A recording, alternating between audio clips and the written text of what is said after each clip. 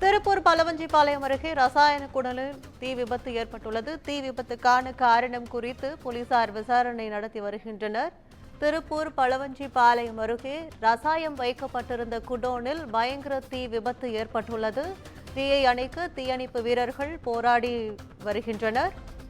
இந்த தீ விபத்தானது எவ்வாறு ஏற்பட்டது என்பது குறித்து போலீசார் விசாரணை நடத்தி வருகின்றனர். கூடுதல் விவரங்களை செய்தியாளர் அன்பழகன் வழங்க கேட்கலாம். வணக்கம் அன்பழகன், இந்த தீ விபத்து குறித்த கூடுதல் விவரங்கள் என்ன?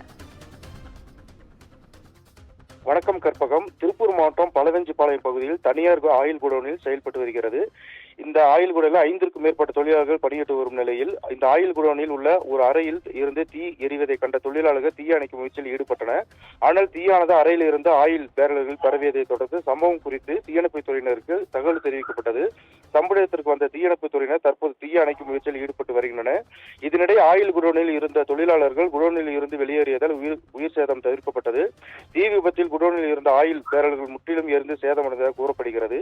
இதனிடையே மின்கசிவு காரணமாக தீ விபத்து ஏற்பட்டதா அல்லது வேறு ஏதாவது காரணமா என்பது குறித்து வீரபாண்டி போலீசார் வழக்கு பதிவு செய்து விசாரணை மேற்கொண்டு வருகின்றனர். இந்த சம்பவத்தால் சிறிது நேரம் பகுதியில் பரபரப்பு நிலவியது. கற்பகம்,